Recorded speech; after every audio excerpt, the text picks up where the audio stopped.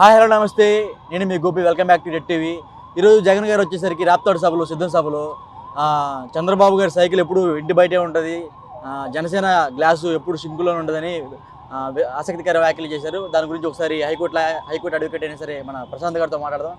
Sir నమస్తే. Sir నమస్తే అండి గోపి గారు. సార్ విన్నారు కదా సార్, మీరు కూడా చూశారు. ఏం సార్ దానికి ఎలా స్పందిస్తూ ఉంటారు బయట ప్రజలు? మీరు అంటే ఇప్పుడు జగన్ గారు ఆయన పాయింట్ ఆఫ్ వ్యూలో ఏం మాట్లాడినంటే, నేను అధికారంలో ఉన్నా, నేను పరిపాలిస్తున్నాను. ఆయనకు మొన్న ఇప్పుడు ఓవరాల్ సర్వేలో భారతదేశంలోనే ఆంధ్రప్రదేశ్ రాష్ట్రము బెస్ట్ 3లో ఉంది, థర్డ్ ప్లేస్ వచ్చింది. దానికి మంచి పరిపాలన చేస్తుందని మరి ఆయన స్వయంగా ఇప్పుడు వాళ్ళకి జడ్జిమెంట్ ఇవ్వడము ప్రతిపక్షాలకు అనేది కొంచెం ఆలోచించదగ్గ విషయమే. ఏంటంటే సైకిల్ మీద ఉంటుంది, సైకిల్ ఎప్పుడు రోడ్డు మీద ఉంటుంది. ఇప్పుడు ఏదైతే గ్లాస్ అయితే మనం వాడుకొని సింకులో వేస్తాము, తర్వాత ఇంకా ఆ విధంగా మరి పార్టీలను విమర్శించడం అనేది అది ఆయన జగన్ గారి చిత్రతకే వదిలేద్దాం. అయితే ఇక్కడ ఏంటంటే ప్రజాభిప్రాయాన్ని ప్రజల లోపల ఎలా ఉందనేది దాన్ని మాత్రము ఆయన జడ్జ్ చేయలేరు. ఈ విషయం నేను చెప్తున్నాను. ఆయన ఆ విధంగా చెప్పొచ్చు జగన్ గారు, ఎందుకంటే ట్రెండ్ మారుతుంది. ఇప్పుడు ఆయన అక్కడ రూలింగ్లో ఉన్నారు. రూలింగ్ ఉన్న తర్వాత ప్రజలు ఏం చేస్తున్నారు, ఆయన ఎలాంటి పరిపాలన ఇచ్చాడు, సరే ఏదో సర్వేలు వచ్చినాయి, కానీ ప్రజలు ఎవరు కోరుకుంటున్నది ఎన్నికల తర్వాతనే తెలుస్తుంది. ఇలాంటి విమర్శలు చేసుకోవడము కొన్ని సరే, దీంట్లో మంచి ఒక స్ట్రాటజీ ఉంది, బాగానే చెప్పారు అతను. మరి సమాధానం ఏం చెప్తారు? మరి ఇప్పుడు పవన్ కళ్యాణ్ గారు దానికి ఏం మాట్లాడతారు? మా గ్లాసు డైమండ్ గ్లాస్ అంటారా, మా షోకేజ్లో ఉంటుంది అంటారా, లేకపోతే సైకిల్ అనేది చంద్రబాబు నాయుడు గారు ఏమంటారు, సైకిల్ అనేది అది మంచి వాహనము, ఎలాంటి ఇంధనము వాడకుండా పర్యావరణ రక్షణ చేస్తూ ప్రజల సౌకర్యాన్ని ఏర్పడుతుంది, మాదే నిజమైన పరిపాలన అంటారా అని ఎలాంటి సమాధానం ఇస్తారో నా సమాధానం కాదు. వాళ్ళు ఎలాంటి సమాధానం ఇస్తారో మనం త్వరలో మళ్ళీ మీడియాలో వచ్చే అవకాశం ఉంది. కానీ ఎలాగైనా ఇప్పుడు జగన్ గారి వాళ్ళు ఒక చలోక్తిని వదిలేరు, అంటే మనకున్న సాంప్రదాయం ప్రకారం మంచి చలోక్తిని వదిలేరని నేను అనుకుంటున్నానండి. రాప్తాడు సభలో చాలా మంది జనాన్ని పోగు చేశారు, లేకపోతే ఎక్కడెక్కడ నుంచో బస్సుల నుంచి చాలా మంది జనాన్ని వేసుకొచ్చి కావాలని ఎక్కువ మంది క్రౌడ్ని సృష్టించారని బయట టాక్. దాని గురించి మీరు ఏమంటారు? అయితే ఇప్పుడు ప్రతి పొలిటికల్ మీటింగ్లలో కంపెనీలలో ఇదే జరుగుతుంటుంది.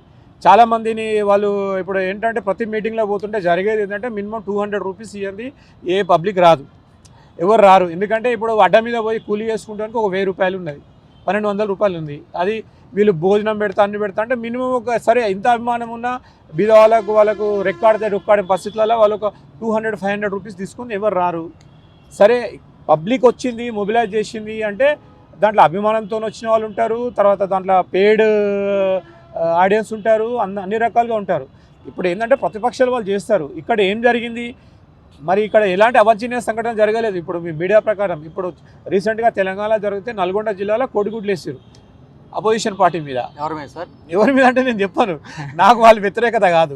అంటే ఇలాంటి జరుగుతాయి ఇన్సిడెంట్స్. నేను what is as a political analyst, ప్రతి పొలిటికల్ మీటింగ్లో ప్రతిపక్ష వాళ్ళు విమర్శలు చేస్తారు. ఎక్కువ మంది వచ్చారు, మొత్తం గ్రౌండ్ నిండిపోయింది, జనాలు మొత్తం ప్రజా విజృంభణ జరిగింది అక్కడ అంటే తప్పకుండా వాళ్ళు ఏదో ఒక విమర్శిస్తారు. వాళ్ళందరూ డబ్బులు తీసుకొని వచ్చిన వాళ్ళ పాయింట్ ఆఫ్ వ్యూలో వాళ్ళు విమర్శిస్తారు.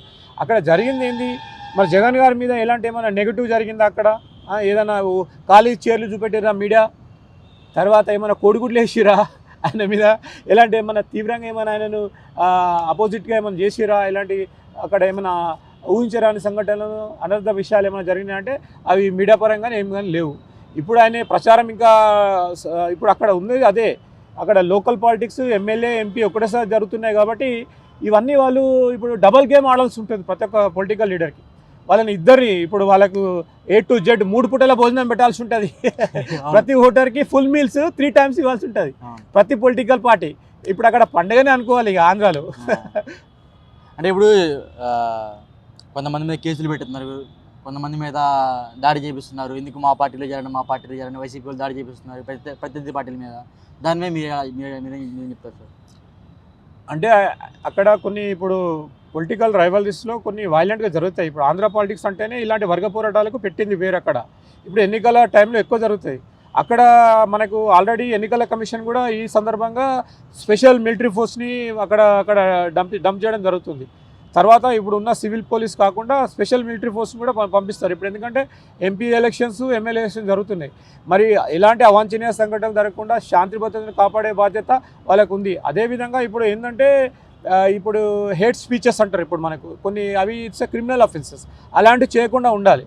ఏమన్నా విమర్శించుకోవాలి, హేట్ స్పీచెస్ చేస్తే కంపల్సరీ ఎవరి రాజకీయ నాయకులు అతిథిగా చట్టపరమైన చర్యలు తీసుకుంటారు. కాబట్టి ఈ విషయంలో జాగ్రత్త పెట్టుకోవాలి. కులాన్ని దూషించకూడదు, మతాన్ని దూషించకూడదు. ఏమన్నా ఉంటే అభివృద్ధి మీద మాట్లాడాలి. వాళ్ళు చేసిన అభివృద్ధి ఏదో సాక్ష్యాధారాలతో ప్రజలకు వివరించి ఓట్లు పొందే విధంగా వాళ్ళు ప్రయత్నం చేయాలి. ఎదుటి వాళ్ళ లోపాలని తర్వాత వేరే విధంగా వాళ్ళ వ్యక్తిగత లోపాలని పర్సనల్ విషయాలను బయట తీసుకొచ్చి దాన్ని రాజకీయం చేసి అట్లా చేస్తే ఇంకా అల్లకొల్లం అక్కడ మనిషి ఏంటంటే ఈగో దెబ్బతిని వాళ్ళు హింసాత్మక కార్యక్రమాలు చేసే అవకాశం ఉంటుంది. కాబట్టి అలాంటి కార్యక్రమాలు పోకుండా ఏం జరిగింది ఏందనేది ప్రోగ్రెస్ రిపోర్ట్ అడగండి మీరు పబ్లిక్ దగ్గర నుండి. You ask the progress report from the voters.